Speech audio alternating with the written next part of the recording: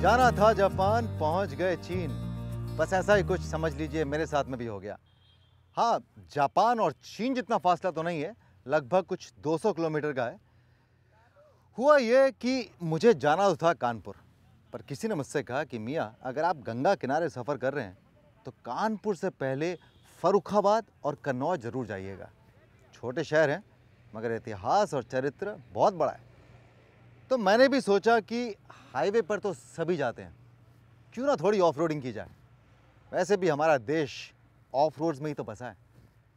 तो लीजिए, मैं पहुंच गया फर्रुखाबाद। अब हर शहर की, हर गली की, हर गांव की एक ऐसी खास चीज़ होती है जिसकी वजह से वो जाना जाता है।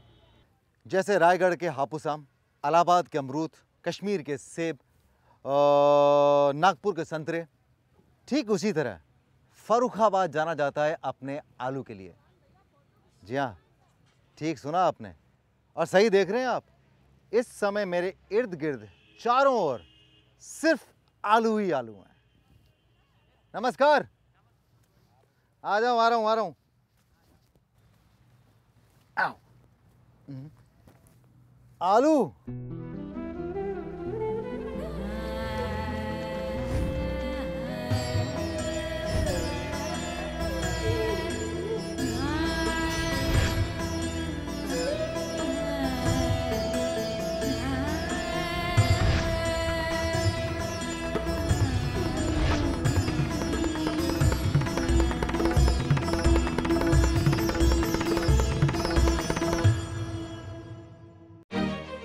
इस एपिसोड में मैं आपको दिखाऊंगा फर्रुखाबाद के मशहूर आलू के भिन्न रूप, खेतों से मंडी और मंडी से आलू की चाट तक का सफर।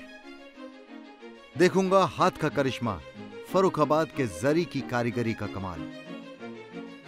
और आगे स्वाद उठाऊंगा फर्रुखाबाद की फेमस दाल मोठ का। जाऊंगा खुशबू के शहर, perfume capital of India Kannauj, और टेस्ट करूंगा व्रत में खाए जाने वाले गट्टों की मिठास। नरोरा से मेरे अगले पड़ाव फर्रुखाबाद की दूरी है लगभग 190 किलोमीटर, यानी अप्रॉक्सीमेटली 190 किलोमीटर।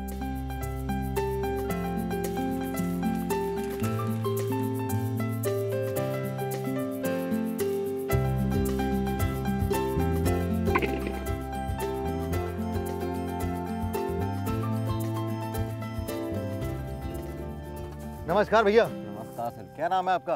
अनुज कुमार। अनुज कुमार। अनुज जी, ये बताओ कि इतने आलू मैंने जिंदगी में कभी नहीं देखे। आप लोग बोर नहीं जाते आलूओं को देख देख के? नहीं तो ऐसा सुबह शाम दिन रात सिर्फ आलू ही नजर आते। हमारे यहाँ आलू होता ही है तो हम लोग क्या करें, तो देखना हमारा लोग। बड़ी खुशी की बात है, मैंने इतने आलू कभी देखे नहीं जिंदगी में। अच्छा बताइए, आलू की कितनी किस्म की वैरायटी है? आलू की 8 किस्म की वैरायटी होती है। नाम बताइए। 37 97 37 97। ये साइज के ऊपर होता है क्या? नहीं, साइज के बिना खाने में अच्छा होता है। 37 97, वाह वाह। और सुनाइए। चिप सोना। वाह, ये कैसी वैरायटी होती है? ये भी खाने में बेस्ट चिप वैरायटी। सोना आपने बोला, ऐसा लगता है कि कोई बहुत ही खासी वैरायटी होती है। खास वैरायटी होती है इसके खाने में। और बताइए। और न्यू हाईलैंड। न्यू आइलैंड, ये तो बड़ा अंग्रेजी नाम है। ये भी अंग्रेजी नाम है, मगर ये खाने में और पैदावार में दोनों में बढ़िया है। तो जाता है अंग्रेजों के पास ही जाता है क्या? नहीं, तो? ये अपनी यहाँ मंडियों में जाता है। तो क्या इस्तेमाल होता है उसका? इसका इस्तेमाल होता है खाने में, इस्तेमाल होता है चिप्स बनते हैं इसके। अच्छा, वो जो वेफर, जो पोटैटो चिप्स मिलते हैं अपने मार्केट में प्लास्टिक में। कमाल है, हमारे लिए आलू आलू रहते हैं सिर्फ। हमने कभी आलू की कभी सोचा नहीं था कि इसके नाम भी अलग अलग से। हम लोग आलू की सब्जी खाते हैं, आलू का पराठा खाते हैं, आलू के पकौड़े खाते हैं। ऐसी कोई चीज़ें जो हम लोग नहीं खाते और आप लोग खाते हैं आलू का बना के? हाँ, बहुत सी चीज़ें हैं। जैसे पापड़ी है।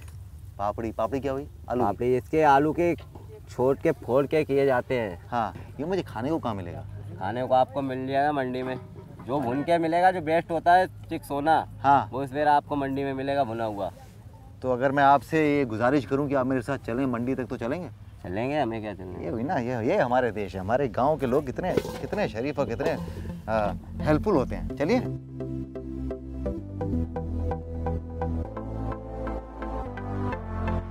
तो जैसा कि मैंने आपसे कहा था कि यातायात के हर साधन को ट्राई करूंगा, तो आज का कुछ सफ़र इस ट्रैक्टर पे कटेगा। नहीं घबराइए मत, मैं नहीं चलाऊंगा, मैं सिर्फ इस पगडंडी पे चलाऊंगा। चलाएंगे तो आप ही चलाएंगे। अब अगर ट्रैक्टर चलाना है तो उसके रंग में रंगे बिना तो मजा आएगा नहीं। तो लीजिए, बांध लिया पटका। हो गया ना बराबर? मेरे देश की धरती आलू उगले उगले हीरे मोती। मेरे देश की धरती, मेरे देश की धरती आलू उगले उगले हीरे मोती। मेरे देश की धरती।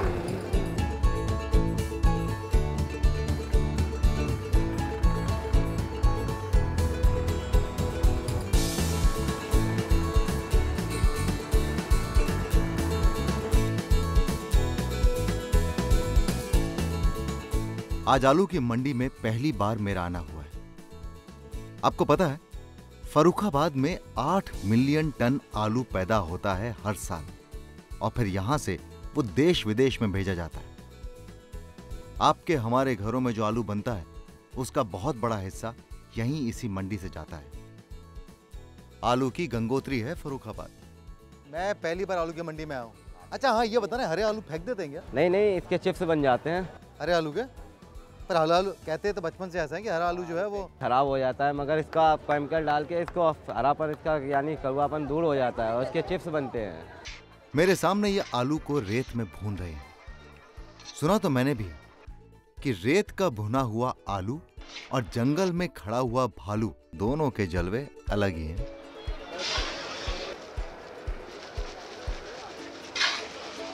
तो आलू के आपने कई तरह के व्यंजन खाए होंगे, कई तरह की प्रिपरेशन देखी होंगी, लेकिन फर्रुखाबाद में आलू खाने और खिलाने के कुछ अजब और कुछ गजब तरीके हैं। जैसे कि ये भुना हुआ आलू है ना, यही है भुना हुआ आलू, एकदम मशहूर, बड़ा मशहूर है भैया आपका भुना हुआ आलू।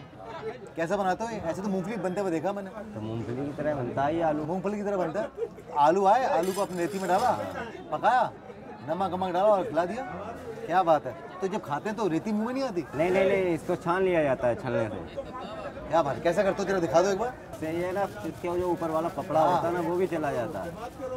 अच्छा, वो छिल भी जाता है? हाँ, छिल भी। क्या गजब तरीका है। देखो, आपने इसको भूना, इसको तो उसको छीलने की जरूरत नहीं, छिलका अपने आप निकल जाता है।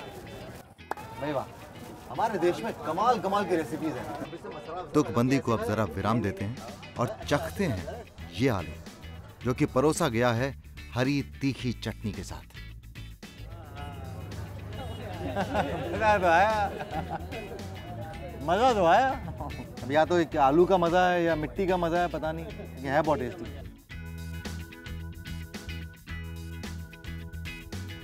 आज तो दिन ही खाने पीने का है भैया। अभी रेत में भुना हुआ आलू का जायका लिया और अब खड़ा हूँ आलू की पापड़ी खाने। पपड़ी पापड़िया पापड़ी पापड़ी, तो ये पापड़ी हुई। हाँ, ये पापड़ी हुई। ये आलू, सॉरी, माफ कीजिएगा, मैं समझ रहा हूँ कि ये है क्या क्या चीज़। तो बना दीजिए। ये है आलू, चने, प्याज, टमाटर।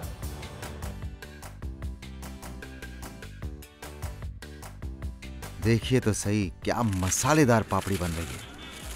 देखकर ही मुंह में पानी आने लगा है। स्ट्रीट फूड, स्ट्रीट फूड कुछ भी हो, इसमें ज़रा सोचना नहीं चाहिए आपको कि मैं कहाँ हूँ, चौराहे पे हूँ। आपको सिर्फ स्वाद के बारे में सोचना चाहिए, है ना। क्या नाम है आपका? राहुल। राहुल मेरे छोटे भाई का भी नाम है।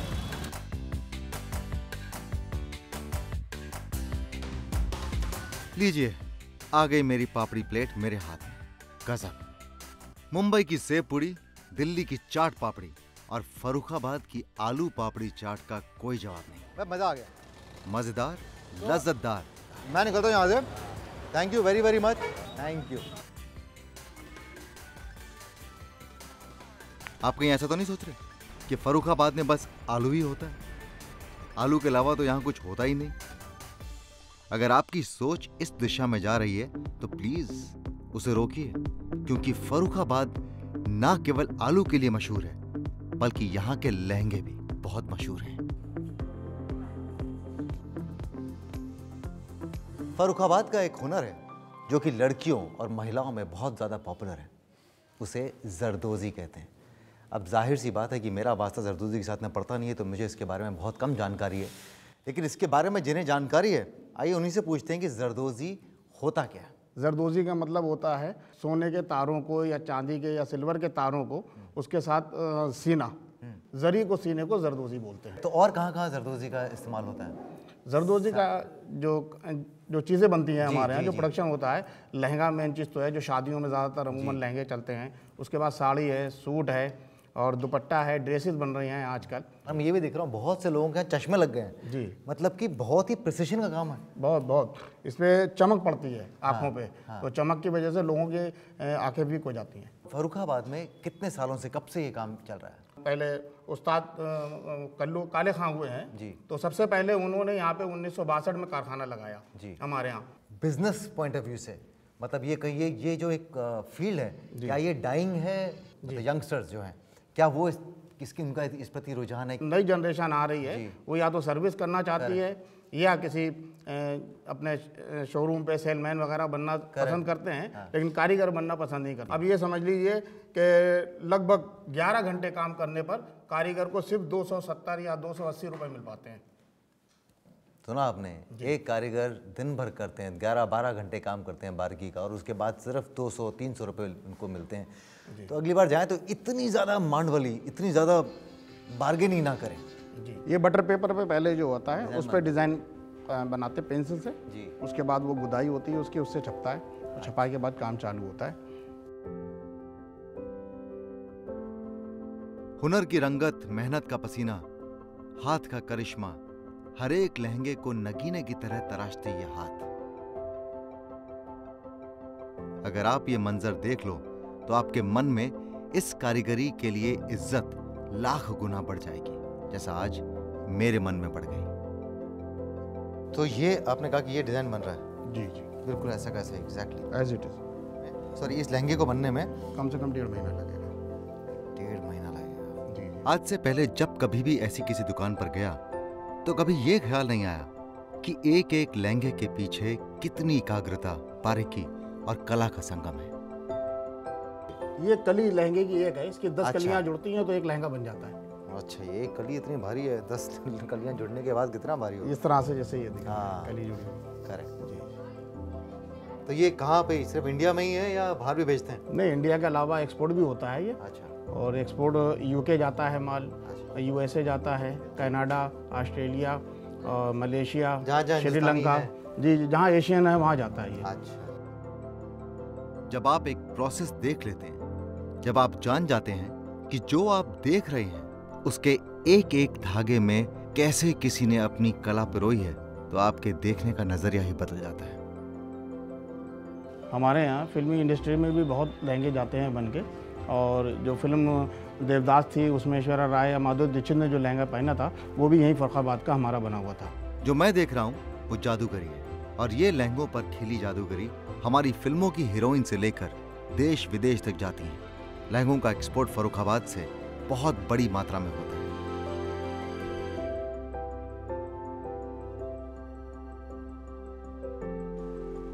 मैं अब एक खूबसूरती से दूसरी खूबसूरती की तरफ जा रहा हूं।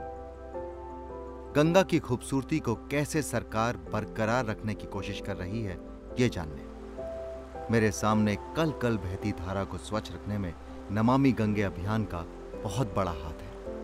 तो ये जो बड़े बड़े कुंड नजर आ रहे हैं, हाँ, तालाब पौंड नजर आ बने रहे हैं, हुए हैं। पौंड हाँ, बने हुए हैं। जी। ये पौंड है क्या? ये ऑक्सीजन पौंड है। इसमें डोमेस्टिक वेस्ट वाटर फतेहगढ़ शहर का यहाँ आता है, और अच्छा। यहाँ ऑक्सीडाइज होकर ये साफ होकर के आउटलेट से सिंचाई के लिए चला जाता है। मतलब ये घरेलू प्रवाह पानी STP है। कहते हैं ना, हाँ, इसको? STP कहते हैं। Sewage treatment plant. हाँ, ये मैंने ऊपर भी देखा, गंगोत्री में भी देखा, बहुत जगह देखा मैंने। ये 1991 में जी। गंगा एक्शन प्लान के तहत बना था। 2.7 लाख लीटर हाँ। प्रतिदिन की क्षमता का हाँ ऑक्सीडेशन पॉइंट बना हुआ है, जिसमें से 3 पॉइंट आपको नजर आ रहे हैं। हाँ। दो प्राइमरी पॉइंट, प्राइमरी, एक सेकेंडरी पॉइंट है। सेकेंडरी पॉइंट से आउटलेट होता है जो किसान लोग अपने इरिगेशन पर्पज के लिए सिंचाई में यूज कर लेते हैं। फसल के लिए अच्छा रहता है। अच्छा रहता है। ये बायोलॉजिकल सिस्टम है सर। अरे कम पड़ जाता है, किसान कहते हैं और दो पानी। तो मतलब ये सारा कचरा यहाँ पर आता है, फतेहगढ़ शहर का, फतेहगढ़ के शहर का कचरा यहाँ पे आता है, जो भी सुवेज ट्रीटमेंट जो सुवेज पाइप में जो आता है वो यहाँ पे आता है। उसको आप उसको ट्रीटमेंट देते हैं, उसको ट्रीटमेंट करते हैं, स्वच्छ वापस बना Naturally देते हैं। treat होता हाँ, है। नेचुरली ट्रीट होता है। तो इसमें वो एरोबिक बैक्टीरिया, हाँ। वो जैसे लाइक फंगी, प्रोटोजोआ, हाँ। इस टाइप के बैक्टीरिया रहते हैं, वो सन के कांटेक्ट में जब आते हैं तो वो डिके करते हैं, और ऑर्गेनिक मैटर जो भी होते हैं उसको डिके करने के बाद it passes from here to here. भविष्य में 5 ml का हम लोग और बढ़ा नमामि रहे हैं गंगे के तहत 5 ml का SBR मेथड से और बढ़ा रहे हैं, STP बना रहे बड़ा हैं। कर रहे हैं। अच्छा, ये तो काम ये समझिए STP का हो रहा है। जी। और भी कोई काम कर रही है नमामि नमामि गंगे? गंगे में यहाँ का पांचाल घाट, गंगा जी के किनारे घाट बन रहा है, बहुत अच्छा बनाया जा रहा है। तो ये कह सकते हैं हम लोग कि आने वाला भविष्य गंगा का यहाँ अरे पर बहुत कम से अच्छा कम। हो गया है। चलिए ठीक है, ये ट्रेन भी निकल गई है, मेरे भी निकलने का वक्त हो गया। अरे बिल्कुल।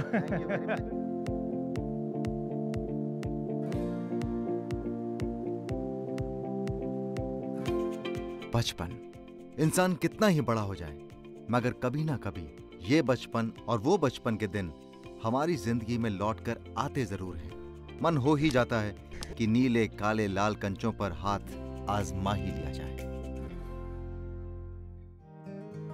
और आगे स्वाद उठाऊंगा फर्रुखाबाद की फेमस दाल मोठ का, महसूस करूंगा कन्नौज के इत्र की खुशबू और टेस्ट करूंगा व्रत में खाए जाने वाले गट्टों की मिठास।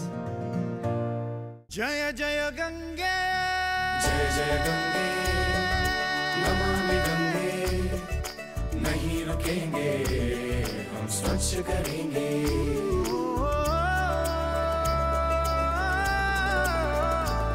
तू युग युग से बहती आई, तूने ही हमको पाला है। तेरी उंगली पकड़ चलना सीखा, जीवन तूने ही संभाला है। तेरा कर्ज चुकाना है हमको, कर्तव्य निभाना है हमको। नमामि गंगे, हम स्वच्छ करेंगे, हम स्वच्छ करेंगे।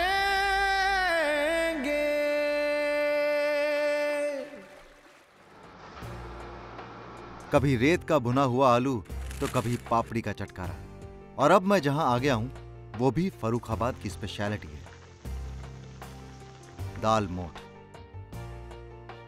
हम सभी ने कभी ना कभी दाल मोठ का स्वाद चखा ही होगा, पर उनको बनते देखना एक अनुभव होता है।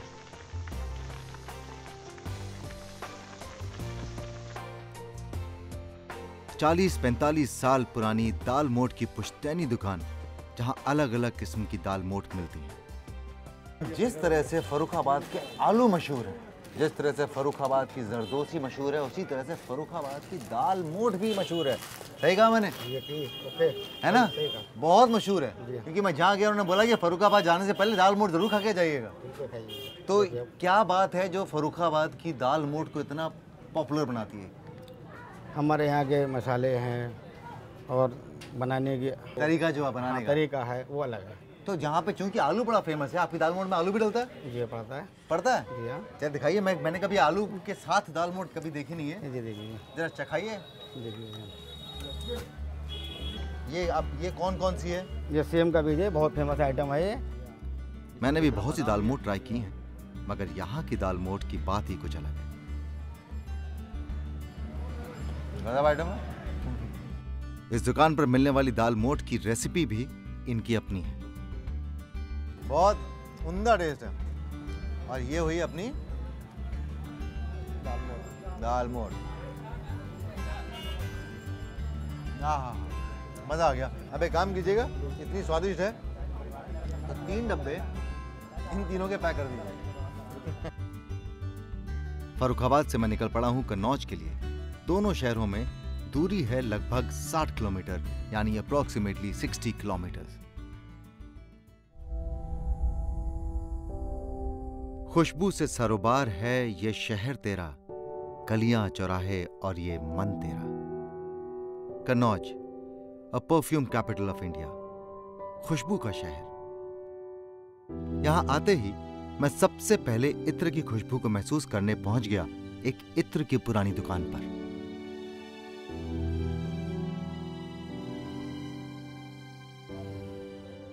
हर मंजर में खुशबू है, महकी सी फिजा है, महके महके से लोग हैं। गौर कीजिएगा, मैंने बहके बहके नहीं कहा, महके महके से लोग हैं। ये शहर इत्र की खुशबू में बसा है। वाह वाह वाह। जी हाँ, ये मेरा लिखा हुआ शेर है। अब ये मेरा हुनर है या इत्र का असर है, ये मैं नहीं जानता, पर क्या आप ये जानते हैं कि कन्नौज राजधानी है खुशबू की? जी हाँ, सही सुना आपने। Kannauj is also known as the perfume capital of India. यहाँ अलग अलग किस्म के इत्र बनते हैं, अलग अलग किस्म के परफ्यूम्स बनते हैं और देश विदेश में भेजे जाते हैं। तो सही कहा मैंने सर, इस छोटे से शहर की पहुंच दुनिया भर में है। जी सर। है ना? अच्छा, सबसे पहले बेसिक क्वेश्चन मेरा, इत्र और परफ्यूम में क्या फ़र्क होता है? इत्र और परफ्यूम में सबसे बड़ा फ़र्क ये है सर, इत्र नेचुरल है जी, जो जिसका सोर्स है कहीं ना कहीं या तो फूल के रूप में हमको मिल रहा है, या लकड़ी के रूप में आ रहा है, या मिट्टी के भी रूप में आ रहा है, या मिट्टी का भी इत्र बनता है। मिट्टी का इत्र बनता है? जी, मिट्टी का इत्र, जो बरसात के बाद एक सौंधी सी महक आती है जमीन से, हमने वो भी कैद कर ली है। तो बेसिकली नेचुरल चीज़ों से जो जो बनते हैं। और जो परफ्यूम्स रहते हैं ये हमने कुछ केमिकल्स को मिला के एक खुशबू डेवलप की है। हाँ, वो परफ्यूम्स हैं, वो अल्कोहल बेस्ड भी होते हैं और अतर फॉर्म में भी होते हैं, ऑयल बेस्ड। तो अब देखते हैं ये जानने के बाद कितने लोग परफ्यूम से अतर की तरफ आते हैं। यहाँ जो इत्र देखे उसके बारे में जाना तो मेरी नॉलेज में तो काफी इजाफा हुआ। सौंधी सौंधी सी है एक्चुअल में। और आज ये भी समझ में आया कि इत्र और परफ्यूम में क्या फर्क होता है। फूलों से, मिट्टी से, जड़ी बूटियों से और हर उस चीज से जिसमें खुशबू होती है यहाँ इत्र बनाया जाता है और उसे देश विदेश में भेजा जाता है। मैं सोच रहा था कि इत्र की फैक्ट्री में कोई लैब होगी, व्हाइट कोट पहनकर कारीगर उसमें इत्र बनाते होंगे, पर यह दुनिया तो एकदम सादी दुनिया है। तो क्या सोच रहे हैं आप, एक डिस्टिलरी कैसी होगी? जैसा आप सोच रहे हैं वैसी बिल्कुल भी नहीं। ये है हमारे देश की 150 साल पुरानी स्वदेशी डिस्टिलरी, जहां पर आज भी इत्र बनता है और बहुत ही कामयाबी से बनता है। सही कहा मैंने सर? बिल्कुल सही। 150 साल पुरानी? 150 से भी जाओ क्या? 150 साल से भी पुरानी। तो अब ये बताएं कि 150 साल से एक ही तरीका तो आप फॉलो कर रहे हैं, तो आपको लगा नहीं समय के साथ हम बदलना चाहिए? नहीं, इसमें जो परफ्यूम जो हम लोग बनाते हैं कन्नौज का इत्र है जी, वो इससे बेटर बन ही नहीं सकता। तो करीब से देखें एक बार कि बनाते कैसे हैं। तो इसमें सबसे पहले हम डालते हैं फूल जी, फूल डालने के बाद इसको मट्टी से बंद कर देते हैं उस पर, और इसको सील कर देते हैं मट्टी से। नीचे से उसमें आग बारते हैं जी। आग बारने के बाद जब ये पानी गर्म होता है तो खुशबू, भाप की खुशबू, फूल की खुशबू लेकर ये उड़ता है। ये जो बना हुआ पाइप जी, ये बम्बू पाइप है जी, पाइप के साथ इसमें भाप बनकर इसमें कलेक्ट होता है। इसमें हमारा ऑयल पड़ा रहता है भपका के अंदर जी। इसमें जो स्टीम आती है वो खुशबू ऑयल ऑब्जर्व कर लेता है। तो कौन सा ऑयल होता है इसके अंदर? इसमें संदल ऑयल। अच्छा, संदल ऑयल है और लिक्विड पैराफिन, अलग अलग हैं दो, जिनमें ऑर्डरलेस होते हैं यो जी। तो ये कितने देर तक ये प्रोसेस लगभग 5-6 घंटे चलते हैं। ये हमारे जो प्रोसेस होता है वो इसके कितना फूल लगा है किसी ऑयल के ऊपर, उसी हिसाब कीमत के उसके साथ कीमत बढ़ती रहती है। अच्छा,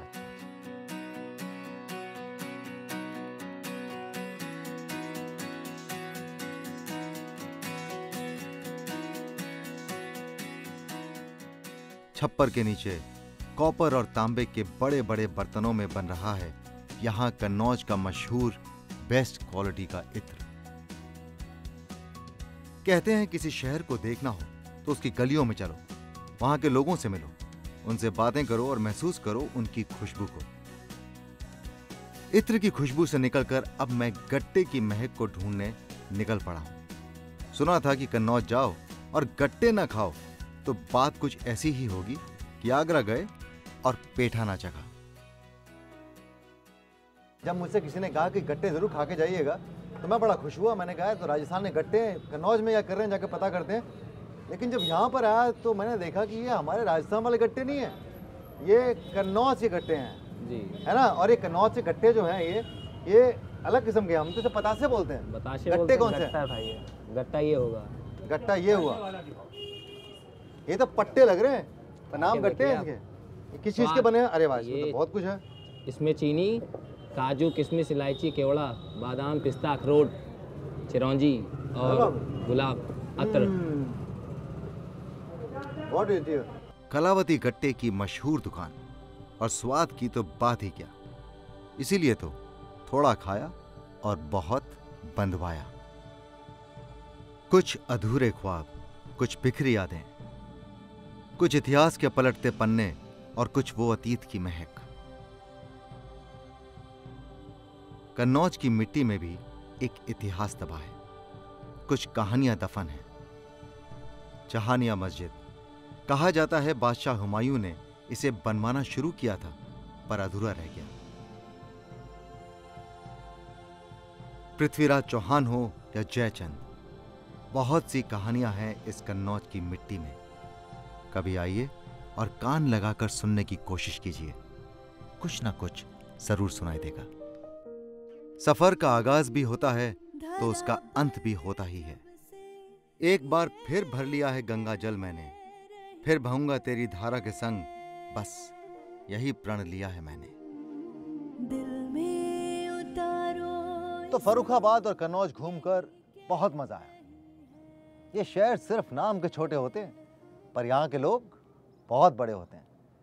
अब फर्रुखाबाद के उस किसान अनुज को ही ले लीजिए, कितने प्यार से मुझे अपना खेत दिखाया, अलग अलग पकवान खिलाए। लेकिन अनुज से मिलने के बाद जानते हैं क्या हुआ? मेरे मन में एक ख्याल आया, और ख्याल ये आया कि इस गंगा पर सिर्फ हमारी आस्था निर्भर नहीं है। इस गंगा पर अनुज जैसे लाखों करोड़ों किसानों की आजीविका भी निर्भर है। ये गंगा सिर्फ धर्म पालकों की कर्ता धर्ता नहीं है, बल्कि हमारे देश के किसानों की रोजी रोटी भी है। इसलिए इस पानी को बचाना और सुरक्षित रखना, स्वच्छ रखना सिर्फ सरकार का मिशन नहीं होना चाहिए, बल्कि हमारा कर्तव्य भी होना चाहिए। और ये बात हमें सिस्टम बताए, उससे कहीं ज़्यादा ये बात हमारे सिस्टम में होनी चाहिए। ये बेशकीमती पानी हमें बिना किसी कीमत के मिलता है ना, इसलिए शायद हम इसकी कदर थोड़ी कम करते हैं। लेकिन जिस दिन ये पानी संकट में पड़ेगा, जिस दिन इसकी गरिमा संकट में पड़ेगी, तब हमें इसकी बहुत ही भारी कीमत चुकानी पड़ेगी। तो बस यही ख्याल मन में आया। अब इस पर विचार करना या ना करना ये तो आप पर निर्भर करता है। बाकी मैं चलता हूँ, फिर मुलाकात होगी अगले एपिसोड में। तब तक के लिए आप जानते हैं कि आपको क्या करना है। खुश रहिए, मुस्कुराते रहिए, आबाद रहिए।